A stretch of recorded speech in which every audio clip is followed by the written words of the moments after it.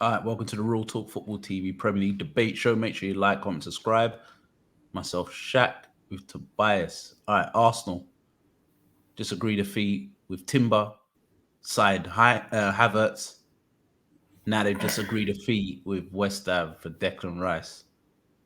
What's Arsenal's realistic expectations for next year then?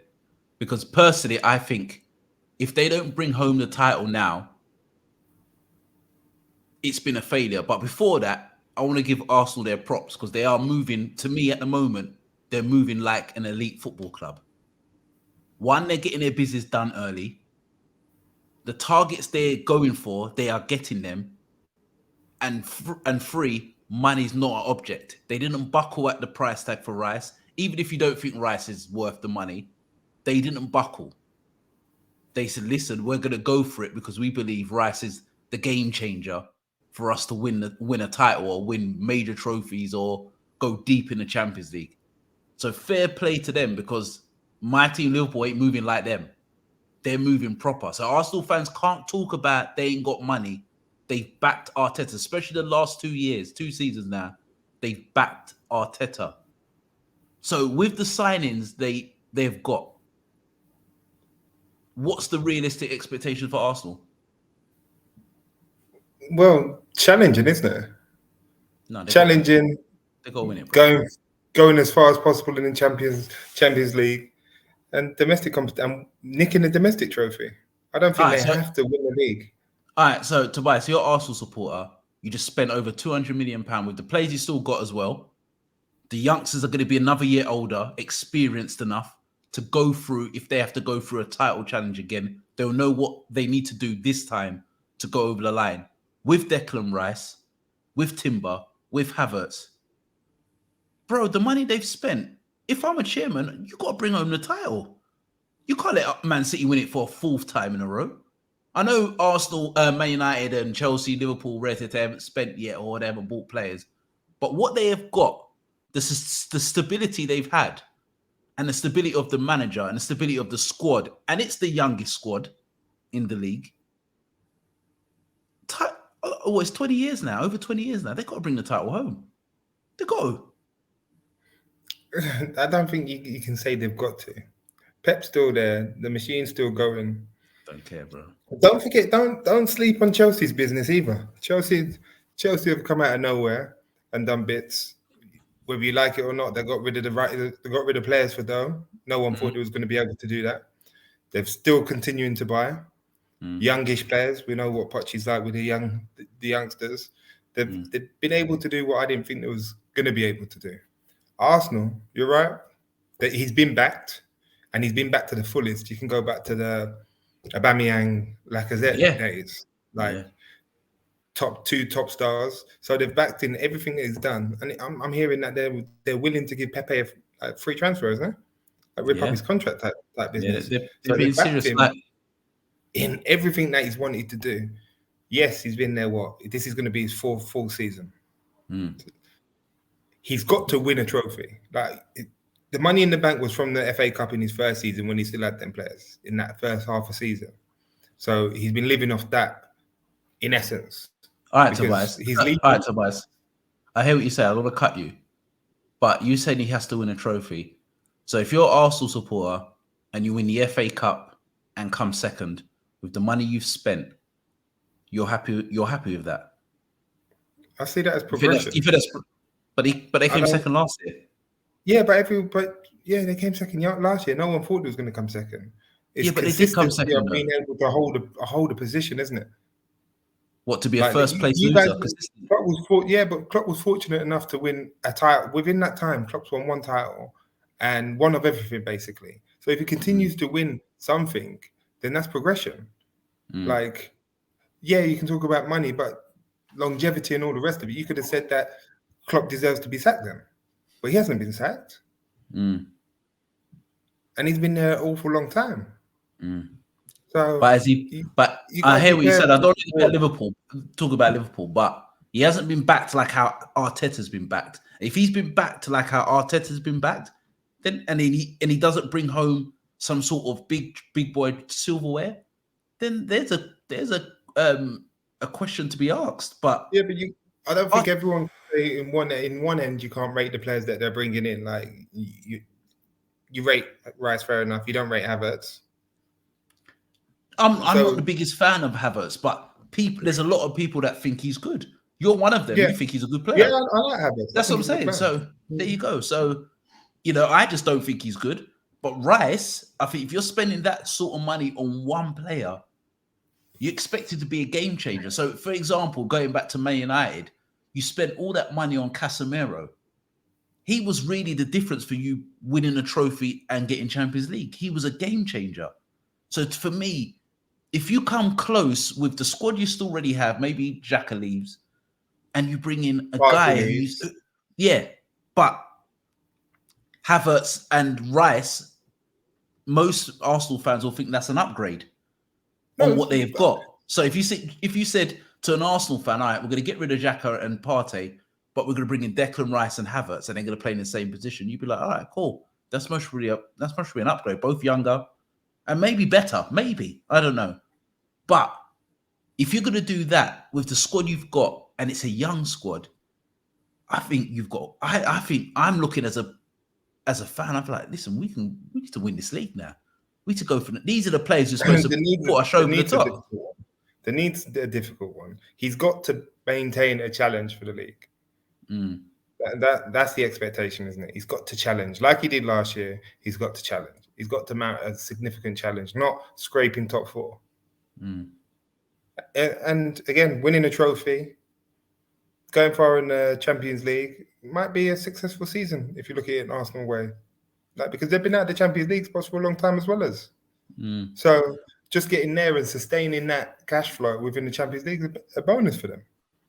And fair play to Arsenal. He's like Arsenal, the chairman at Arsenal's backed him, especially last all year. All these other teams have been successful, haven't they? All these other teams, because he owns a couple of teams in America, have been successful. Yeah, they've won. Yeah, well, Arsenal are the only ones that haven't. Well, the Denver Nuggets just won the NBA Conference Finals, so that's Kroenke's team first championship. So they are being successful. But fair play to Arsenal, they are moving like an elite football club. They're getting their business done early.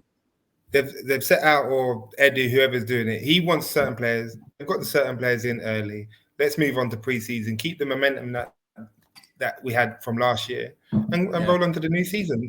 Business done. We don't have to worry about nothing.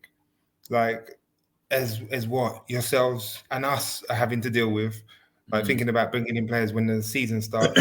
So having them from the whole preseason, they'll be halfway settled by the time the season starts. And they've brought in young players. It's an interesting one for Arsenal. I'm not really massive. Even when I look at their squad now, I'm still skeptical. But we'll see. I think a lot of people is, but I'm not hating. That's just me personally. Do you know what I mean? Like I will give them credit where it's deserved, but we'll see. We will see when the new season starts, and we'll see what happens. Because any early bumps in the road, we know what that fan base is like. Yeah, they're toxic everywhere. Yeah, this is when you build Arsenal up like this. This is the problem. You're building them up. You're giving them a platform. I love it. If that starts to go wrong, oh my god, it's peak. It's heart failure at the highest. Do you know what I mean? So, and that's it now with Arteta. He sort of set his stall out. How much more money can he spend? And if he does continue and stay into next year, then you're looking at next year. You're looking at, you know what? After another transfer window, another season, you're looking at, then you got to start asking questions. If he doesn't produce nothing. Last bit. All right. So we'll talk about us. We'll talk about Man United. I know you just agreed a fee with Mason about 60 million. Yeah. 60 million. Yeah. But if you not get the players you want and you progress and kick on, what's next year then for Man United then? So say you get your players and you got Mount, you get maybe another 2 or 3 players in, and you kick on and you're maybe slightly like fighting for the title, but fade away maybe April, start of May. What's next year then? Is that a title challenge the following year? Because if that's a title challenge, okay, so it's a title challenge, but so Arsenal got to win the league then. So if you're saying that Ten Hag's got to fight for the title next year. This is his full season backed with a lot of money. Then he has to bring home the title. Then, if no, but I didn't say that. I'm saying a challenge, isn't it? A challenge isn't. This is why we was giving Arteta such stick last time, because he was finishing where he was finishing. Do you know what I mean? He's mounted a title challenge. He's getting the respect. So it's not something that he shouldn't have been doing. So if United, if he finishes fourth in his first season with what's gone on in that first season, then you expect him with another transfer window and another one next year. January is a myth because we can't do business really in a normal one. So January is definitely a myth for us. So you're looking at next year, yeah, you've got to be looking at around that. No, okay. Because if you look where he finished in his first season, and look what he's done. Look at all. Say what you want. You can say, look at all the stuff he had to deal with within his first season, like player-wise. Like, yeah, you can say, yeah, he was able to spend money. Agreed. Whether or not we paid above the odds for Anthony's, etc. But at the end of the day, with the Ronaldo saga, yeah, Greenwood sort of was already happening as it happens. Like the Maguires, the injuries, Sancho, like it's been mad for him. So to settle the ship as it was, and we was in disarray when Ralph was there. Listen, no one even expected us to get nowhere near fourth this season. So for that alone, you got to give him a chance. All right. So last bit, Mason Mount. What do you think of Mason Mount, and do you understand the signing? Forget if you like him or not, but what do you understand the signing for your team at this moment in time? Do you understand the signing of Mason Mount? I don't get the signing.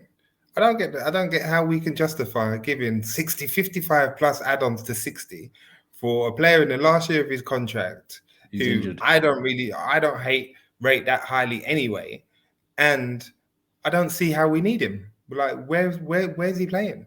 If you're saying so, what's Bruno? Is Bruno dropping back into an 8 now? Are we saying Bruno's an 8 and Mason Mount's a 10? Or we're saying Mason Mount plays next to Casemiro? Casemiro was getting overrun last year with Eriksen.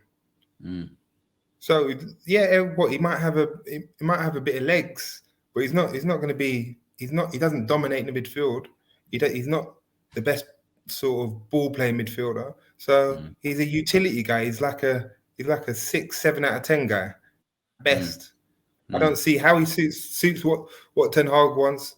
And certain time you have to question Ten Hag's first choices. I don't see business-wise. They might do the same deal as what they done for Havertz, where it was spread over 3-4 years. But still, to me, that's still money. That still equates to the 55, 60 mil, and it still suits Chelsea's business model.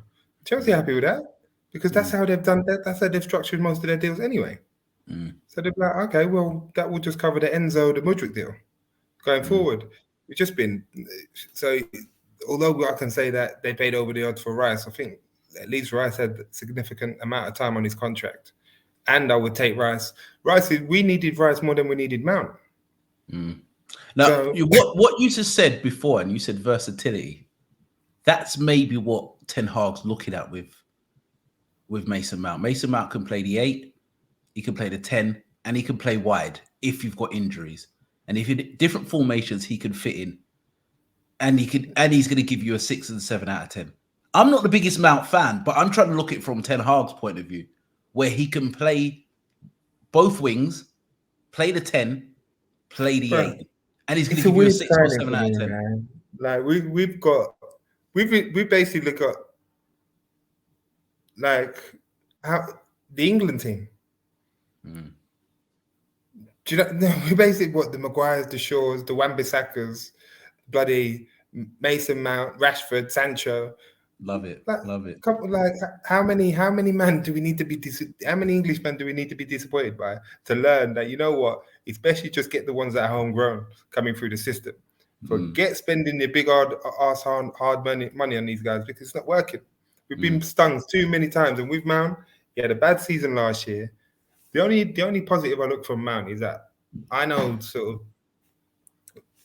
sort of season ticket holders that were like, I always said to them, okay, so best player you've seen live or the one that surprised you the most. And 2-3 of them said Mount. There you go. And I was like, really? I was like, yeah. There you go. So, all right. But you got to look at you got to look at it as well, Tobias. Every manager that comes into Chelsea, they play him. Tuchel played him. All the managers play him, so he must be doing something. Bro, and even when Southgate, even before he was injured. That's what Harry Maguire said. Harry Maguire said it. All the managers play me. I got to be doing something right. Yeah, that's not the truth, though, is it? Yeah. No, but that's what he said, though. So, I'm not taking that as any sort of something to hang on to. We're going to get Mount now. Who else we're going to get? I don't see how he fits anything that we're trying to do. I hear that we're trying to fire sell quite a few of these, man. It's about time because we can't sell no one. We're the only club that's well, apart from you guys still, but at least you let them go on the free. You know what I'm saying? Yeah. We don't even let them do that. But at least you don't buy players, bro. We let them go on the free and don't buy no one, bro. Buy one player. For what? Buy players for what? To disappoint or be on loan somewhere next season? Now we're a mess, man. So as much as this is so, you gotta hope that Arsenal can be the ones because they're the only ones structured, best at the minute to even to 100%. Otherwise, Man City are just gonna be running away with it like some joke because who they're gonna sign? Guardiola. Who else they're looking at? I think Kovacic is a great signing. Kovacic, great signing, underrated signing. Underrated. Great, I'm telling you, for Gundogan that is so Pep. Yeah, it's literally like for like, and he will get more goals at City. Because he does make them burst. Yeah, 100%. He'll be giving more of that freedom, isn't it? Isn't he? He's going to be playing next to Rodri. So, and yeah, but it's another Pep signing, isn't it? Just an all-round 6 with no pace. Do you know what I mean? Like it doesn't sort of stand out in any real criteria, but it does the job. 100%. All right, guys. If you think that Arsenal should win the league or they should be fighting for putting a serious title challenge to Man City. What are you man doing? This is what do you think? What are you thinking? Wait. What are you thinking of Mason Mount, Man United? Make sure you like, comment, subscribe. I hear what you're saying, Tobias. That's for another show. We are Real Talk TV, and we are out.